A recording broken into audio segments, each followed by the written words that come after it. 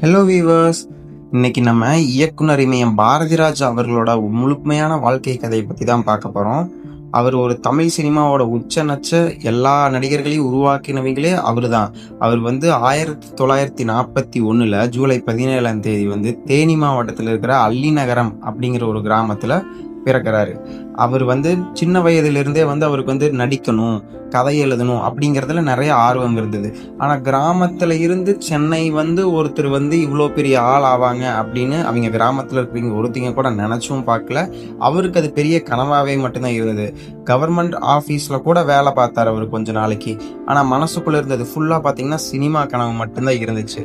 அதனால சென்னையை தேடி சான்ஸ் கேட்டு இங்கே வர்றாரு. பல டேரக்டர்ஸ் கிட்ட அசிஸ்டண்ட்டாகவும் அவர் ஒர்க் பார்த்துருக்காரு. அந்த அனுபவம் தான் அவரை இவ்வளோ சிறந்த டேரக்டராகவும் ஆக்கியிருக்குதுன்னு கூட சொல்லலாம். அவரோட டைரக்ஷன்லேயே திருப்பு முனையாக இருந்த ஒரு படம் தான் பார்த்தீங்கன்னா 16 வயதினிலே. 1977 பாரதி ராஜா 16 வயதிலே படம் பண்ணுறாரு. இந்த படம் தமிழ் சினிமாவில் வரலாற்றிலேயே பெரிய சாதனையவே படைச்சதுன்னே சொல்லலாம். கமலஹாசன், ரஜினிகாந்த், ஸ்ரீநிதி இவங்கெல்லாம் நடித்த படம் கிராமத்து வாழ்க்கையை இயற்குனது ரொம்ப ஒரு பிரம்மாண்டமான ஒரு விஷயம்னு கூட சொல்ற அளவுக்கு தமிழ் சினிமாவில் பேசப்பட்டுருது. அதுக்கப்புறம் தான் பார்த்தீங்கன்னா வெற்றியின் பையன் ஒரு படம் பண்ணாங்க. 16 வயதிலே வெற்றி அதுக்கப்புறம் மறுபடியும் நிறைய படம் பண்ண ஆரம்பிச்சிட்டாரு பாரதி ராஜா. அவரோட படம் எல்லாமே பார்த்தீங்கன்னா ஒரு கருத்து மிக்க படமாக மட்டும்தான் இருக்கும் அப்படிங்கிறது மக்கள் மனதில் தெளிவாக பதியவும் ஆரம்பிச்சுது. இவர் 16 வயதினிலே பட வெற்றியை தொடர்ந்து பல வெற்றி படங்கள் கொடுத்திருக்காரு. கிழக்கே போகும் ரயில், சிகப்பு ரோஜாக்கள், அலைகள் ஓய்வதில்லை, காதல் ஓவியம், முதல் மரியாதை, வேதம் புதிது, கிழக்கு சீமையிலே, கருத்தம்மா, இதெல்லாம் இப்போ வரைக்கும் கூட எல்லாருமே லோக்கல் சேனல்லே ஆகட்டும், சன் டிவி, கலைஞர் டிவிலின்னு போட்டால் அந்த இடத்துல விடாமல் பார்க்கக்கூடிய ஆள் இன்னமே இருக்காங்க. இதுதான் பாரதி ராஜா படைச்ச பெரிய படைப்பாகவும் இந்த இடத்துல நம்ம சொல்ல முடியும். தமிழ் சினிமாவில் ஒவ்வொருத்தரும் ஒரு கட்டத்தில் பெரிய டைரக்டர் ஆவாங்க அப்படிங்கிறது மட்டும்தான் நம்ம கேள்விப்பட்டிருப்போம். ஆனால் பாரதி ராஜா மாதிரி ஒரு சிறந்த கலை இயக்குனர் இது நாள் வரைக்கும் இந்த மாதிரி தமிழ் சினிமாவில் ஒரு கிடைச்ச அற்புதம் வரம்னு தான் நிறைய நடிகர்களும் முன்னிறுத்தி சொல்லியிருக்காங்க. தமிழ் சினிமா இவர் உருவாக்குனாருங்கிறத தாண்டி தமிழ் சினிமாக்குள்ள இவர் நிறைய பேர் உருவாக்கி இருக்கிறாங்க. நடிகர்கள், புது புது முகங்கள், நடிகர்கள், நடிகைகள், டெக்னீஷியன்ஸ், டைரக்டர்ஸும் கூட இவரால் உருவாக்கப்பட்டவங்க நிறைய பேர் இருக்காங்க. அவரோட ஸ்கூல்லையே கலைஞர்கள் பின்னாடி தமிழ் சினிமாவின் முக்கிய முகங்களாகவே இருந்திருக்காங்க. இதில் இவர் படைச்ச படைப்புக்கு கண்டிப்பாக அதில் ஒரு ரிவார்டு கிடைக்கணும் இல்லையா? அதனால தான் பார்த்தீங்கன்னா அவருக்கு கொடுக்காத விருதுகளும் கிடையாது. அவர் இது நாள் வரைக்கும் 6 நேஷ்னல் ஃபிலிம் அவார்டு வாங்கியிருக்காரு, ஃபிலிம்ஃபேர் அவார்டு வாங்கியிருக்காரு சவுத்தில், தமிழ்நாடு ஸ்டேட் ஃபிலிம் அவார்டு வாங்கியிருக்காரு, நந்தி அவார்டு. 2004 அரசாங்கமே அவருக்கு அவர் படைச்ச படைப்புக்கு சேர்த்து பத்மஸ்ரீ விருதும் கொடுத்துருக்காங்க. இதுதான் அவரோட பெரிய அச்சீவ்மெண்ட்டுன்னு கூட சொல்லலாம்.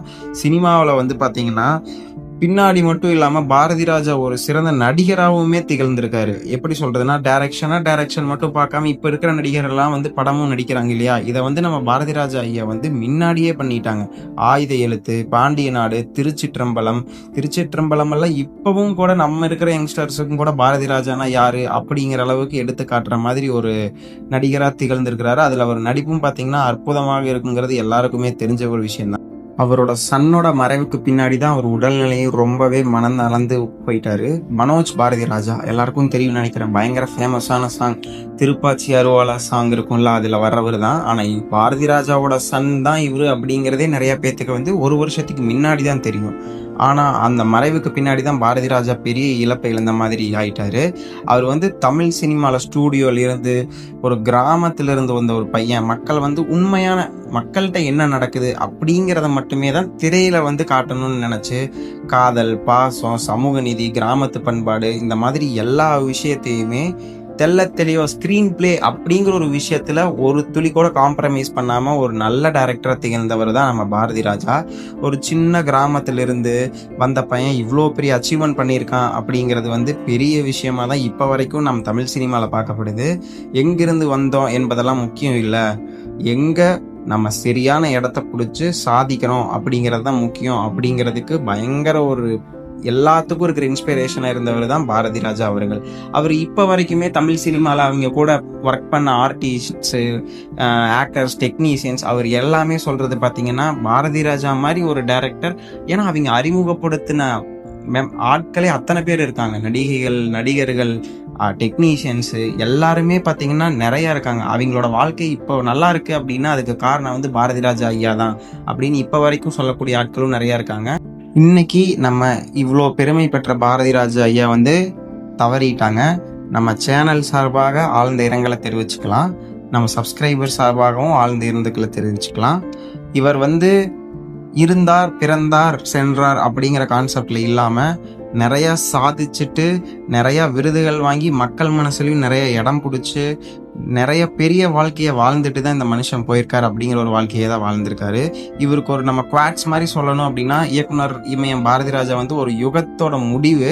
ஆனா ஒரு மக்களோட மறக்க முடியாத மரபா மட்டும்தான் இருந்திருக்காரு இவரோட திருச்சிற்றம்பலம் படம் அது வந்து என்னோட பர்சனலா ஃபேவரட்டான மூவின்னு கூட சொல்லலாம். அது வந்து தனுஷ், நம்ம ஐஸ்வர்யா மேனன் இவங்க 2 பேர்த்தோட பெர்ஃபார்மன்ஸை தாண்டி நமக்கு கொடுத்த பெரிய ப்ளஸ் பாயிண்ட் திருச்சிற்றம்பலத்தில் படம் பார்த்தீங்கன்னா பாரதிராஜா ஐயா தான். அவரோட சென்சிட்டிவான ஒவ்வொரு சீன்ஸுமே பயங்கர இன்ஸ்பிரேஷனலாக இருந்துச்சு.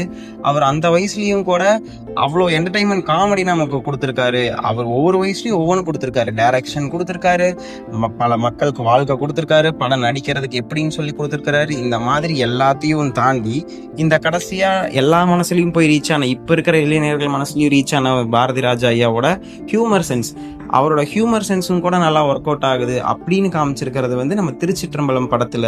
அதுக்கப்புறமும் இன்னும் நிறைய படம் இருக்கு. பிரகாஷ்ராஜ் கூட நல்லா ஒர்க் அவுட் பண்ணி நிறைய படம் நடிச்சிருக்காரு. நம்ம இயக்குனர் இமயம் பாரதிராஜா ஐயாவை பத்தி உங்களுக்கு ஏதாவது சுவாரஸ்யமான விஷயம் தெரிஞ்சிருந்தா மறக்காம நம்ம கமெண்ட்ல ஷேர் பண்ணுங்க. நானும் தெரியாத விஷயத்தையெல்லாம் தெரிஞ்சுக்கிறேன். அதுக்கு முன்னாடி நம்ம சேனலை மறக்காம சப்ஸ்கிரைப் பண்ணிட்டு பெல் ஐக்கான் கிளிக் பண்ணி வச்சுக்கோங்க. நெக்ஸ்ட் வீடியோல பார்க்கலாம். See you soon. Take care. Bye.